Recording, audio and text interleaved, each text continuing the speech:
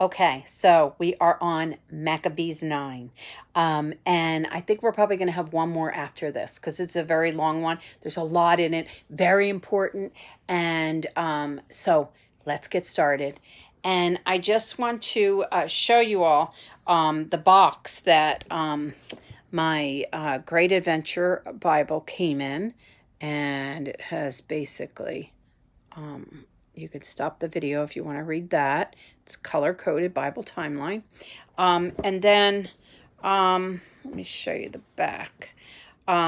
So it tells you about that. Let me see if you can see that okay. Yeah. Okay.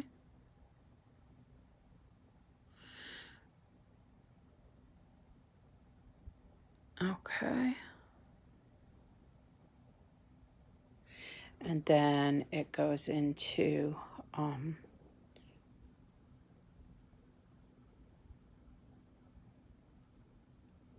early world. And it gives the colors: Egypt, Exodus, conquest, divided kingdom, return, messianic. Well, they took a few out there, but it covered. Okay. That's put out by Ascension. Okay. So let's get started. All right. So we're on 9. And Bacchides returned to Judea. When Demetrius heard that Nicanor and his army had fallen in battle, he sent Bacchides and Alchemus into the land of Judah a second time. They took the city of Arbela and killed many people. And in the first month of 52nd year, they went to Berea. They had 20,000 foot soldiers and 2,000 cavalry. Now, Judas had 3,000 picked men with him. And when he saw the huge number of enemy forces, they were greatly frightened, and many slipped away from the camp until no more than 800 of them were left. When Judah saw that his army had slipped away, he was crushed in spirit. He became faint and said to those who were left, "Let us rise up and go up against our enemies, that we may be able to fight them." They tried to dissuade them, but they were not able. We are not able, so let's save our lives now. We are too few. That's what all the other guys were saying. They were saying, no, Judas, let's not do this. But he's like, no. Judas said, "Far be it for us to do such a thing and flee from them. If our time has come, let us die for our brethren, and leave no cause to question our honor." So it is the last battle of Judah. Spoiler alert. Then the army of Bacchides marched out of camp, and they blew their trumpets as Judas also blew their trumpets. The earth was shaking by the earth was shaking by the noise of the armies, and the battle raged from morning until evening. Judas saw that Bacchides had a strong army, but they crushed the right wing, and Bacchides pursued them close behind Judas and his men.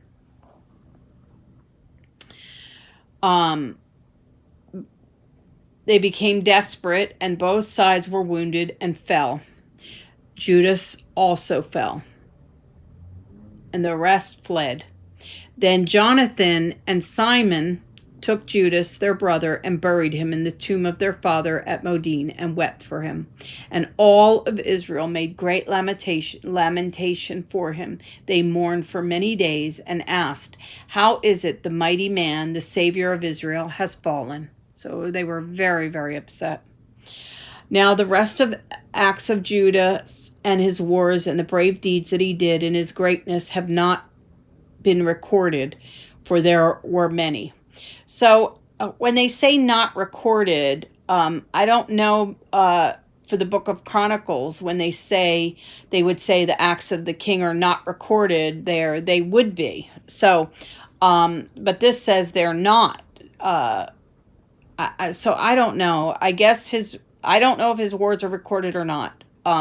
But if it's in the book of Chronicles, I don't know, but I'm going to check that out. But there is a lot that we're going to go through here. So, or we just went through a lot, but we're going to go through a lot more here on the rest of the Maccabees. Jonathan succeeds Judas. After the death of Judas, the lawless emerged in all parts of Israel. There was a great famine, and Bacchides chose ungodly men and put them in charge of the country. They searched for the friends of Judah and brought them to Bacchides. And he took vengeance on them and made a sport of them. And there was great distress in Israel during this time, such that has not been since the time of the prophets. So it was a very, very difficult time. War always is. All the friends of Judas assembled and said to Jonathan, "Since the death of your brother Judas, there has been no one like him to go against our enemies and Bacchides. So now we have chosen you today to take his place as our ruler and leader and fight our battle. Jonathan accepted the leadership and took the place of his brother Judas. The campaigns of Jonathan. When Bacchides heard he was going to try and kill Jonathan, when Jonathan and Simon, his brother, heard that, they fled into the wilderness, and their men followed. Bacchides found this out on the Sabbath day with his army. They crossed into Jordan.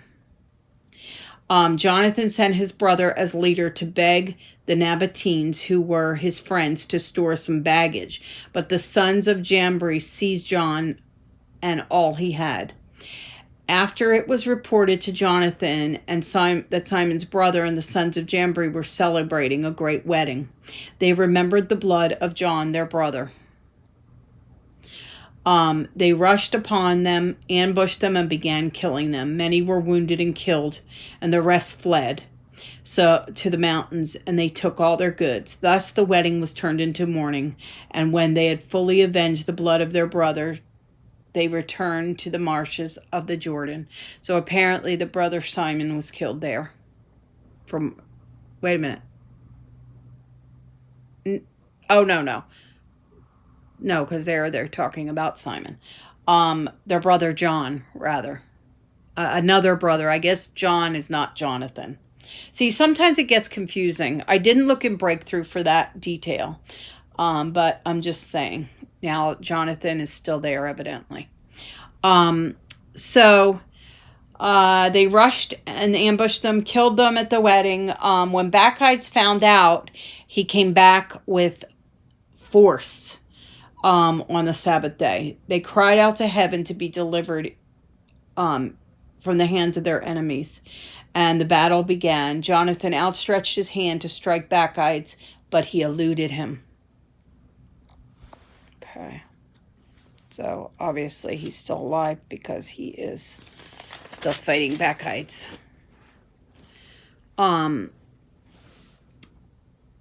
Bacchides then returns to Jerusalem and built the city strong with walls. And Judea, wait a minute. Jonathan and the men leaped Jordan, swam across the other side. About 1,000 Bacchides fell that day. Yeah. So Bacchides returns to Jerusalem and builds strong cities in Judea. And he placed garrisons in them to harass the people. And I guess so he's occupying, I'm guessing. Not sure what these garrisons are, but I'm going to check into that when I'm done with this 30-day challenge. So anyway, he took the sons of the leading men of the land as hostages and put them under guard in the citadel at Jerusalem. So yeah, he's occupying. In the 153rd year, the second month, Alchemus gave an order to tear down the wall of the inner court of the sanctuary, but only began to tear it down. At that time, Alchemus was stricken and his work was hindered. I guess God gave him a stroke. His mouth stopped working and he was paralyzed. He could no longer say a word or give commands concerning his house, and he died at that time in great agony. So God let him know he didn't like that. So it sounded like he had a stroke from the way it's described here. When Bacchides saw he was dead, he returned to the king and the land of Judah to rest for 2 years. The end of the war. And they had another little battle with Bacchides, and they crushed him. And so they upset him so much, his plan and expedition had been in vain. So he was enraged at the lawless men that counseled him to come into the country, and so he killed many of them. Then he decided to go to his own land because he's like, this is too much. When Jonathan heard this, he sent ambassadors to him to make peace with him and get the captives released. Bacchides agreed that he would do that. He swore to Jonathan he would not try to harm them as long as he lived. And he gave Jonathan the captives that had been taken from the land of Judah, and then he turned and left back to his own land and never came back. Thus the sword ceased from Israel, and Jonathan began to judge the people, and he destroyed the ungodly out of the country. He's like, okay, you're out.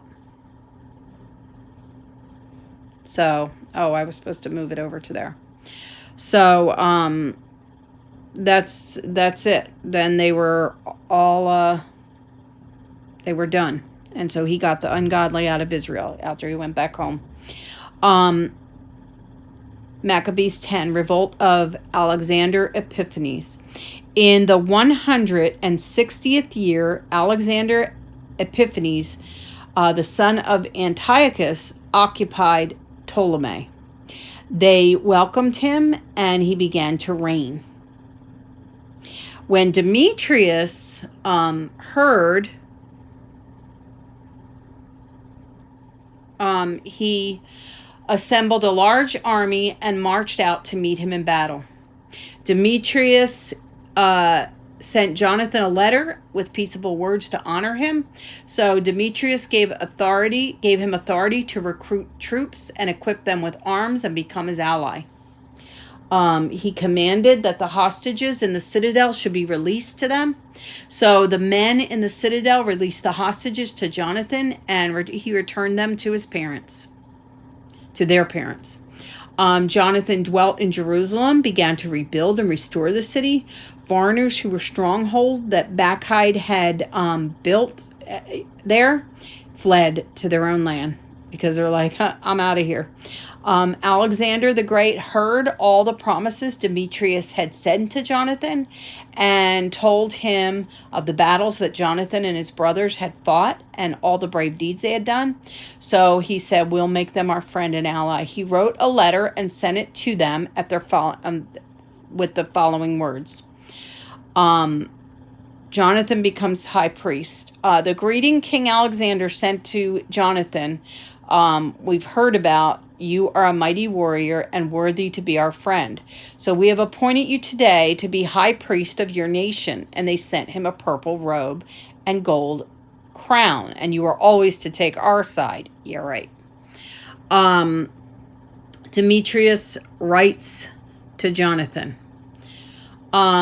So Jonathan put on the holy garments of the 7th. Oh, okay. So this is the one that he did make their friendship. That's the other guy who told him he would and then attacked him. So yeah, so he makes him a high priest. So Jonathan put on the holy garments in the 7th month of the 160th year at the Feast of Tabernacle, which is Hanukkah, and he recruited troops. When Demetrius heard these things, he was grieved. Alexander had gotten ahead of us in forming a friendship with the Jews to strengthen himself. And so he wrote those words. King Demetrius of the nations of the Jews, greetings. Since you kept our agreement and you have not sided with our enemies, we will grant you immunities and gifts, and free you, exempt all Jews from payment of the tribute and salt tax and crown levies, and let all tithes be holy and free from tax. And every Jew taken captive from the land of Judah to any part of my kingdom, they be set free without payment, and let all officials cancel taxes on their cattle. So, and then he said, he's setting them free, completely free, no taxes, no nothing. They don't have to pay anything. And that no one should have authority over them. And they will receive back all their property in my kingdom.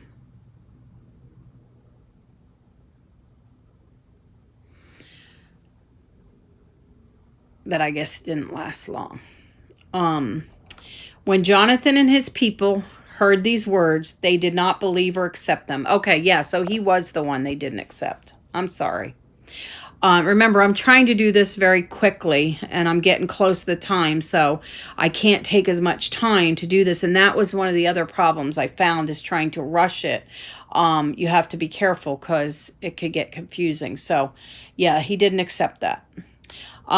When Jonathan and the people heard, they did not believe or accept them, because they remembered the great wrongs which Demetrius had done in Israel and how he oppressed them. Yeah, so I was right from day one. Yeah, right.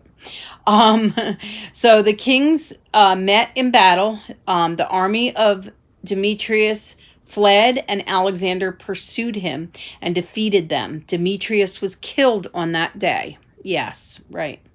The Treaty of Ptolemy and Alexander. Then Alexander sent ambassadors to Ptolemy, king of Egypt, with the following message. There's a lot of fighting here, so that's why the book of Maccabees, it was so long to get through, but I had to go as quick as I could. So that minute I had gotten confused, because there was another one. They have made peace with some, but with Demetrius, he was lying. So so Alexander sent ambassadors to Ptolemy, the king of Egypt, with the following message. Since I crushed Demetrius and gained control of our country, let's establish a friendship with one another. Give me now your daughter as my wife, and I will be your son-in-law, and I will make her gifts. And Ptolemy, the king, replied, I will do for you as you wrote. So Ptolemy set out from Egypt with his daughter Cleopatra, and he gave Alexander the king his daughter in marriage, and they celebrated a wedding with great pomp, as kings do. A group of lawless men from Israel gathered against him to accuse him, but the king paid no attention to them.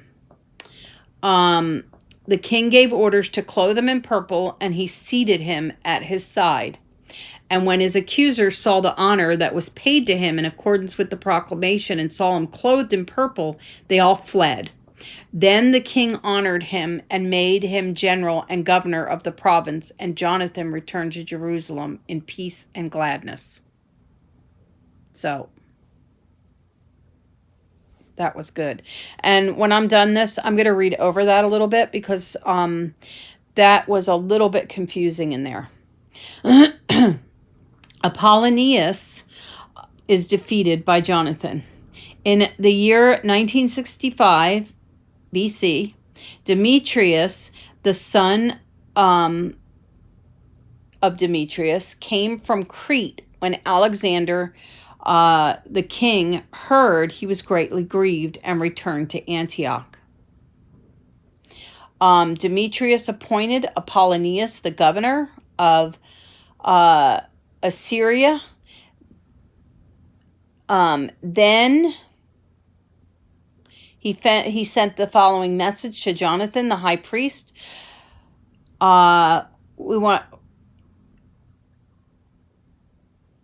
Is this where we're at? You are the only one to rise up against us, and I have become a laughing stock and reproach because of you. So he's really mad at Jonathan.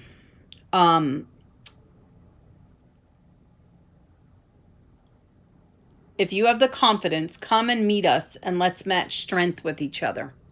So he's like challenging him. When Jonathan heard these words, his spirit was aroused. He chose 10,000 men and set out from Jerusalem, and Simon his brother met him to help. When Apollonius heard, he mustered 3,000 cavalry and a larger army. The armies engaged in battle. Apollonius secretly left 1,000 cavalry behind them. So Jonathan learned from there was an ambush behind them, and they shot arrows at his men from morning till night. But his men stood fast, and the enemy's horses grew tired. When Simon brought forth his force and engaged in battle, and they were overwhelmed by him and fled. So that's good.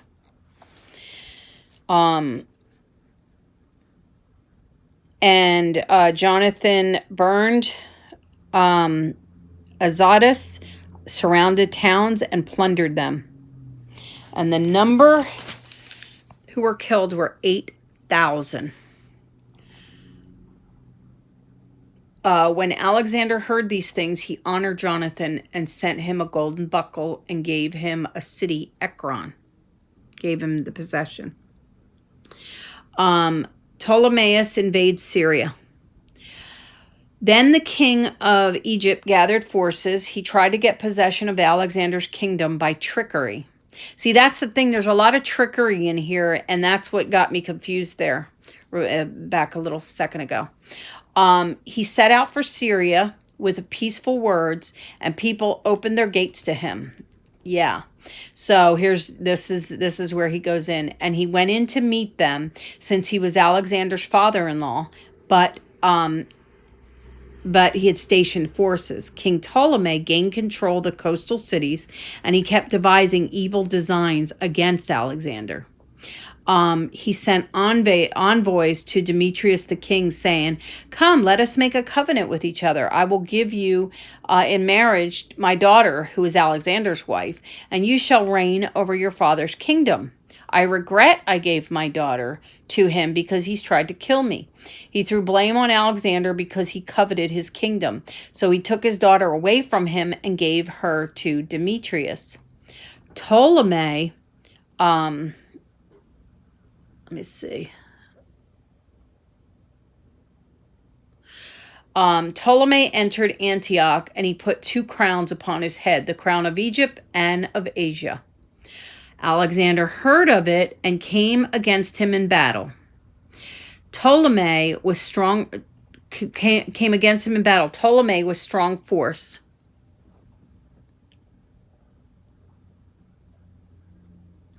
He met him with strong force. So Alexander fled, and Ptolemy was exalted. Now, Zabdiel, the Arab, cut off the head of Alexander and sent it to Ptolemy. But King Ptolemy died 3 days later, and his troops in the strongholds were killed by the inhabitants.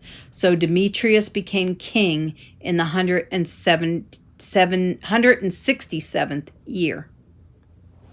So that was the son of the other Demetrius. There's so much going on in this that it gets confusing, but you want to listen because there's a lot that goes on, and it will help you appreciate it. Jonathan's diplomacy. Jonathan assembled the men of Judea to attack the citadel in Jerusalem. Certain lawless men who hated their nation went to the king and reported to him Jonathan was besieging the citadel. So,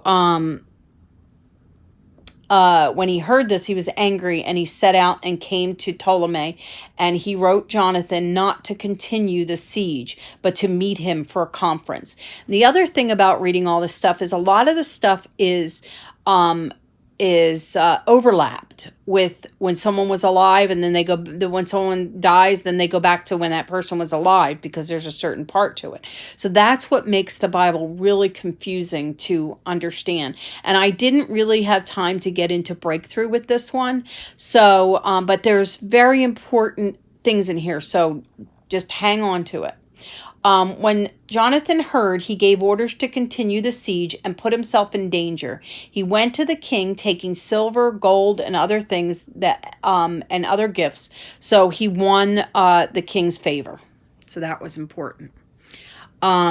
And the lawless men of his nation kept making complaints against him, but the king exalted him. He confirmed in the high priesthood and other honors and made him regarded as one of his chief's friends. Then Jonathan asked the king to free Judea and promised him 300 talents. The king consented and wrote a letter to Jonathan about all these things, and the contents are here in the Bible if you want to read them.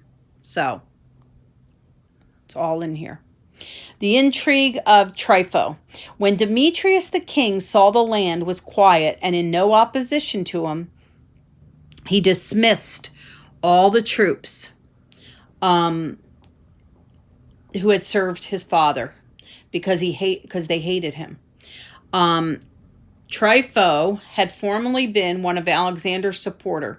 He saw that the troops were murmuring against Demetrius, so he went to Imilcu, the Arab, who is bringing up Antiochus, the young son of Alexander, and he urged him to hand him over to become king in place of his father. And he told him what Demetrius had done and the hatred the troops had for him. So Jonathan sent Demetrius the king a request that he remove the troops from the citadel from Jerusalem because they kept fighting against Israel. So Demetrius sent a message to Jonathan, "Send me men because my troops have been revolted." So Jonathan sent 3,000 men to Antioch the king and Antioch the king rejoiced at their arrival. He was happy because he had sent them. The men of the city assembled 120,000 men, and they wanted to kill the king, but the king fled to the palace. The men seized the main street of the city and began to fight. So the king called the Jews to his aid, and they rallied around him and killed 120 men.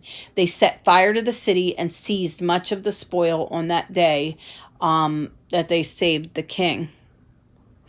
When the men of the city saw the Jews gain control of the city, their courage failed, and they asked the king for a treaty. So, the king granted them.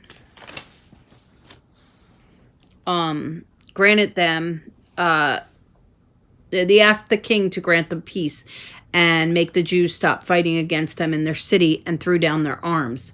So the Jews gained glory in the city of the king and all the people in his kingdom. They returned to Jerusalem with much spoil. So King Demetrius sat on the throne of his kingdom, and the land was quiet before them.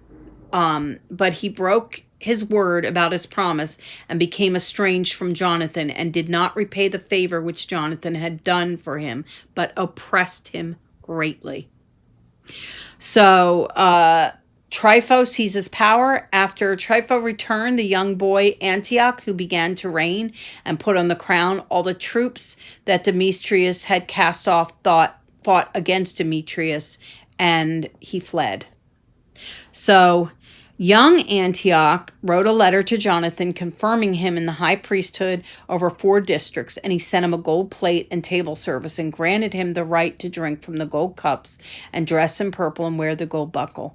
Simon, his brother, he made governor so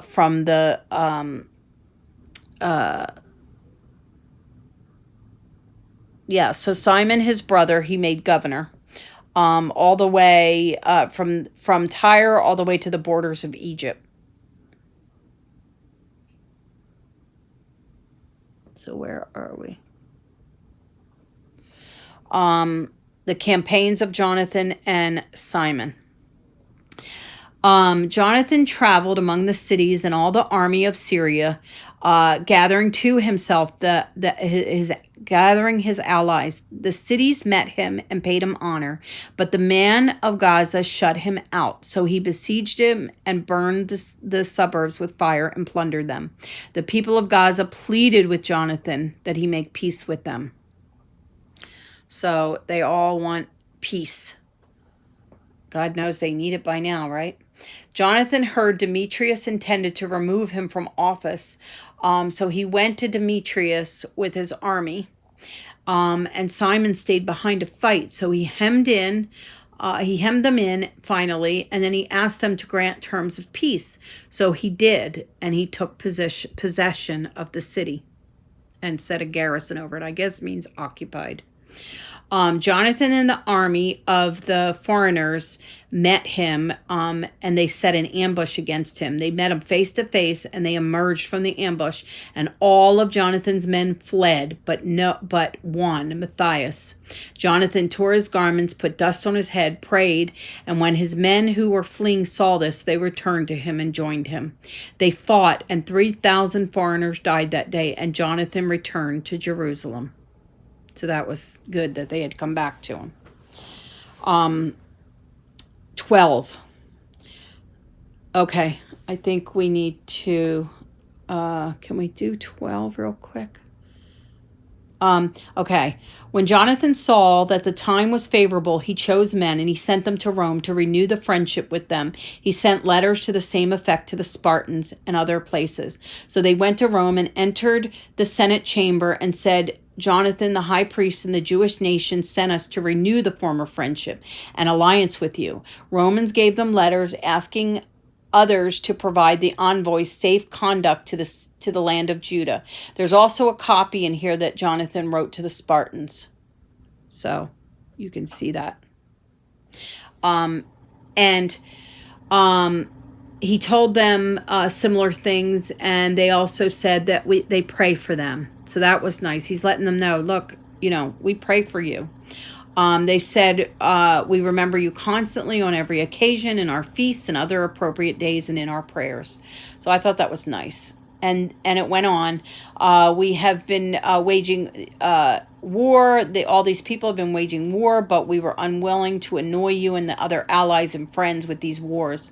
For we have help which comes from heaven for our aid, and we were delivered from our enemies, and our enemies were humbled.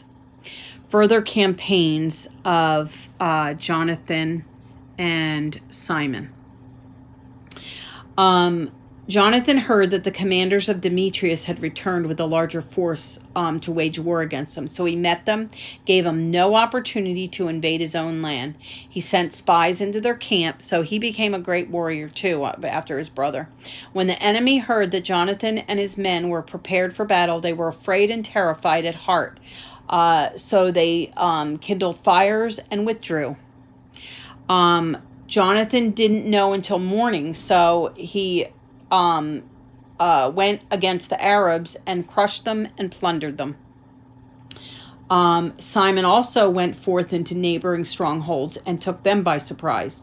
When Jonathan returned, they convened with the elders with a plan to build strongholds in Judea, to build the walls of Jerusalem higher. So that was their plan.